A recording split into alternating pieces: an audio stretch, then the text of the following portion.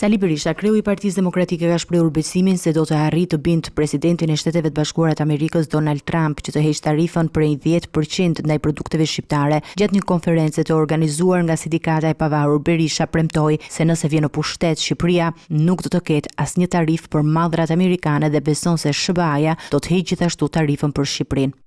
Kanë vendosur një sistem tarifash sepse të gjithë kanë patur tarifa ndaj tyre. Kjo është e vërteta. Kjo është e vërteta. Ta ditë ta mësoni të vërtetën. Të gjithë këta që qahen sot kanë patur tarifa.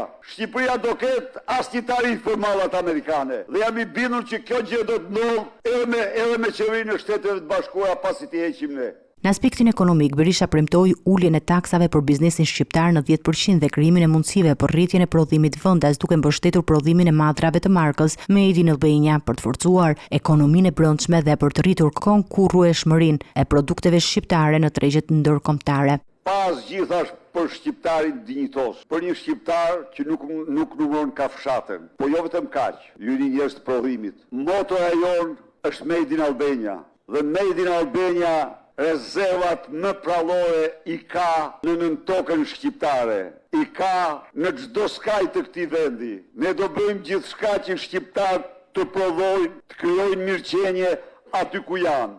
Në fjalën e tij, Berisha gjithashtu firmosi një kontratë me sindikata duke angazhuar për realizimin e premtimeve për pensionet dhe punëtorët me një fokus të veçantë në përmirësimin e kushteve të jetesës për këto grupe. Ai ka premtuar se kontratat e firmosura do të zbatohen plotësisht brenda 100 ditëve të para të qeverisjes së Partisë Demokratike, duke nënvisuar se ky do të jetë një angazhim I fjalës së nderit për punën dhe sakrificat që kanë bërë punëtorët dhe pensionet për